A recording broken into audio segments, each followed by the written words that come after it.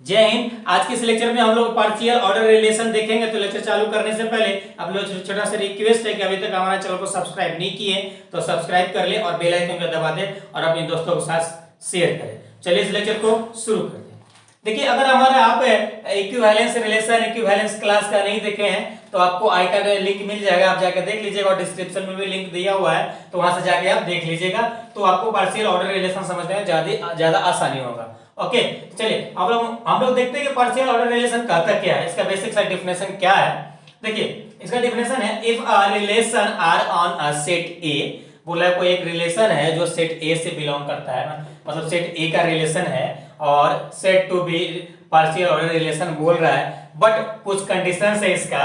Condition ये है कि अगर ये रिलेशन आप लिखे हैं वह आप एक बार वो रिफ्लेक्सिव रिलेशन होना चाहिए, फिर आपको दूसरा बार आपको कंडीशन है कि ये आर जो रिलेशन आप लिख रहे हैं वो रिलेशन एक बार एंटी साइमेट्रिक होना चाहिए। देखिए आप ध्यान दीजिएगा, हम लोग जब ये रिफ्लेक्सिव रिलेशन देखे तो वहां पे साइमेट्रिक था, लेकिन यहाँ पे एंटी साइमेट्रिक रिलेशन बोल रहा है और बोल रहा है कि R is a transitive relation, मतलब एक ही चेन है, मतलब ओनली फॉर टू नंबर जो एंटी साइमेट्रिक है, बाकी बिल्कुल वर्क हमारा इक्विवेलेंस रिलेशन की तरह ही करेगा।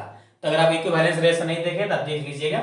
चलिए, तो देखिए आपको आई होप यहाँ पे रिफ्लेक्सिव रिलेशन समझ में आ रहा होगा, फिर भी शॉर्टकट में बता देते हैं। देखिए, अब ऐसा रिलेशन जिसका एलिमेंट 1 1 हो, 2 2 हो, 3 3 हो, यानी डायगोनल पेयर उसको बोलते हैं, उस प्रकार का रिलेशन हम लोग का रिफ्लेक्सिव कहलाता है। एंटी साइमेट्रिक क्या कहलाता है, उसका रिवर्स नहीं होना चाहिए। साइमेट्रिक क्या कहता है, साइमेट्रिक का थोड़ा सा आपको हम हिंट दे देते हैं। साइमेट्रिक ये कहता है कि अगर कोई 2, 1 है तो इसका कोई एलिमेंट 1, 2 भी होना चाहिए, यानी इसका रिवर्स वाला एलिमेंट होना चाहिए, तब साइमेट्रिक कहलाता है। यहाँ पे उसी का उल्टा हो जाएगा, नहीं रहेगा तो एंटी साइमेट्रिक हो जाएगा। ओके, और ट्रांजिटिव क्या कहता है, ट्रांजिटिव ये कहता है कि अगर आप x y कोई भी एलिमेंट मान रहे हैं, अगर अगर 2 एलिमेंट मान रहे हैं, जब अगला एलिमेंट आप लिखिएगा तो ये y वाला एलिमेंट 2 में हो जाएगा, नेक्स्ट कोई दूसरा एलिमेंट मान सकते हैं। उसी प्रकार से अगर आपको एक चाहिए कि अगर आगे का भी लिखे एलिमेंट तो यहाँ पे आपको x, z, यानी ये x वाला यहाँ पे पहले आ जाएगा, उसके बाद फिर एक नया एलिमेंट आप लिख सकते हैं, यानी 1, यहाँ पे 2, 1, यहाँ पे 4 लिख सकते हैं, नया कोई भी कुछ भी लिख सकते हैं आप। तो इस प्रकार का जो भी रिलेशन होता है ट्रांजिटिव कहलाता है। ओके, चलिए अब इसका हम लोग एक एग्जांपल लेके अच्छे से और पार्शियल ऑर्डर रिलेशन को समझने की हम लोग कोशिश करते हैं। देखिए, सपोज कीजिए कोई आपके पास फॉर एग्जांपल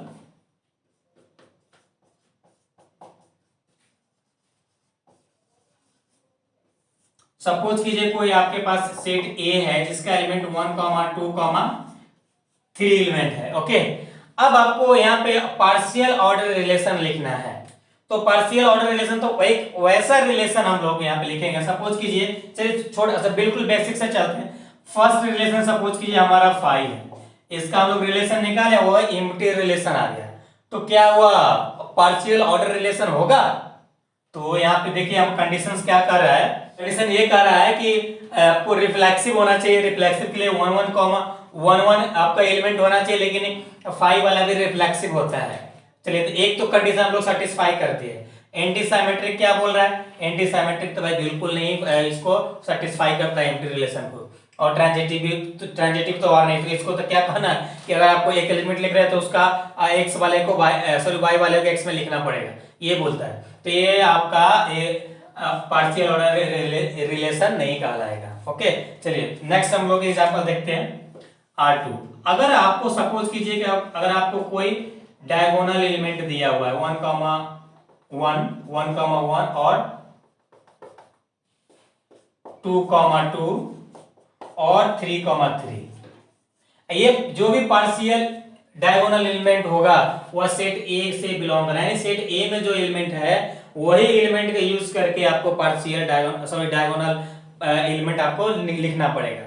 चलिए, अब यहाँ पे डायगोनल एलिमेंट हम लोग का है, तो यहाँ पे रिफ्लेक्सिव आपको सेटिस्फाई करेगा, जैसा कि प्रीवियस लेक्चर में बताया, और एंटी साइमेट्रिक भी सेटिस्फाई करता है, और साइमेट्रिक भी इसको सेटिस्फाई करता है।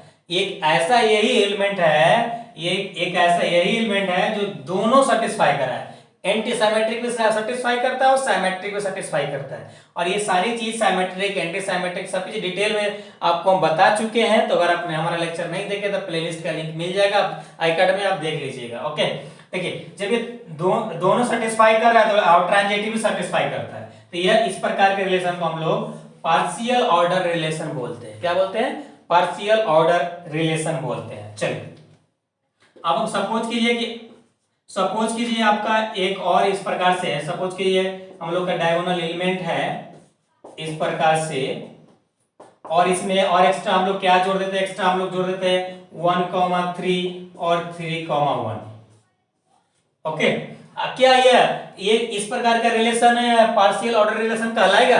देखिए ये क्वेश्चन आपको केवल इस आपसे डेफिनेशन पूछता है और आपसे एग्जांपल पूछता है। ये चीज सारी चीज आपको समझ में लेना है, तो इस प्रकार से आपको क्वेश्चन पूछा जाता है। हाँ, अब हम लोग इसका बात करते हैं। देखिए क्या ये रिलेशन तीनों कंडीशन को सेटिस्फाई करता है? देखिए यहां तक तो ये भी सेटिस्फाई कर रहा है, ये भी सेटिस्फाई कर रहा है, ये भी सेटिस्फाई, यानी रिफ्लेक्सिव भी, एंटी साइमेट्रिक भी, ट्रांजिटिव भी दोनों सेटिस्फाई कर रहा है। लेकिन उसके आगे क्या खेल है यहाँ पे?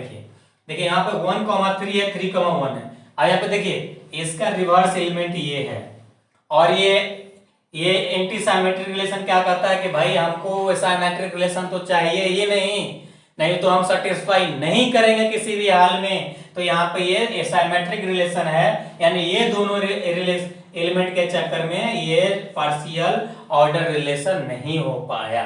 ओके, तो आपको अगर इस प्रकार से रहेगा, अगर नहीं कोई रिलेशन है तो कैसे नहीं है वो भी आपको पकड़ में आना चाहिए, पकड़ने के लिए। हाँ, अब यहाँ पे बात करते हैं नेक्स्ट एग्जांपल से।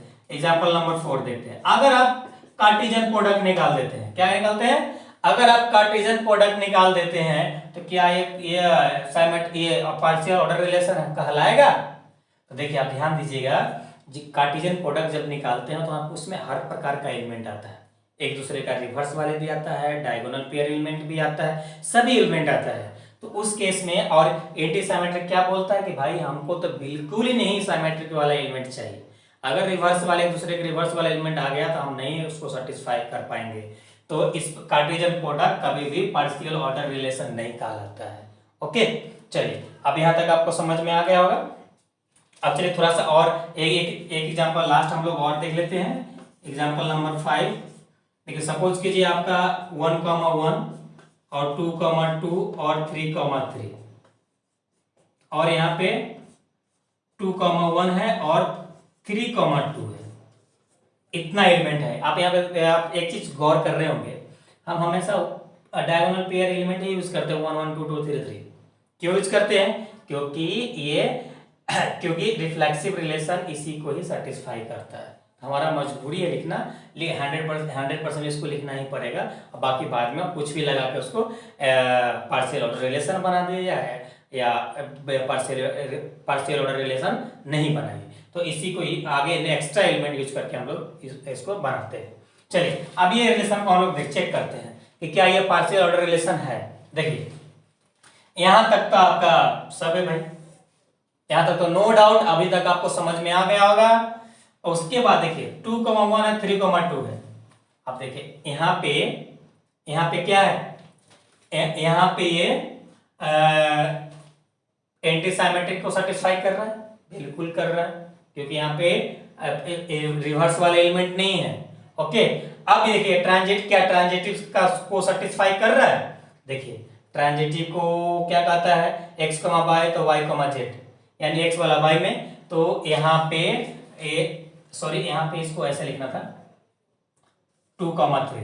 ओके, अब यहाँ पे देखिए, अब यहाँ पे ये सेटिस्फाई कर रहा है x वाला, यहाँ x वाला y में होना चाहिए था, y वाला x में। तो इस प्रकार से भी अगर आप लिखते हैं, इस प्रकार से भी लिखते हैं। अब यहाँ पे देखिए, यहाँ पे क्या है? 2,1 है, 3,2 है, यानी x वाला y में चला गया। तो क्या हमारा एलिमेंट तो ही तो कहता है ट्रांजिटिव रिलेशन। तो क्या ये ट्रांजिटिव को भी सेटिस्फाई करेगा रिलेशन, और रिफ्लेक्सिव को भी, और एंटी साइमेट्रिक को भी। तो इस केस में यह पार्शियल ऑर्डर रिलेशन कहलाता है। तो आई होप आपको पार्शियल ऑर्डर रिलेशन आपको समझ में आ गया होगा। अगर किसी पर अगर कोई भी डाउट है तो कमेंट करके आप जरूर बताइएगा। आने वाला नेक्स्ट लेक्चर में आपका डाउट क्लियर करने की हम कोशिश करेंगे। आप कमेंट करके बताइएगा हम लोग का सेट थोड़ी कंप्लीट होने वाला है, तो आप 3D पढ़ोगे या इंटीग्रल कैलकुलस पढ़ोगे, ये दोनों में से कौन सा हम लोग का चालू करना चाहिए, आप कमेंट करके जरूर बताइएगा। तो चलिए फिर मिलते हैं नेक्स्ट लेक्चर में, जब तक अपना ख्याल रखिए।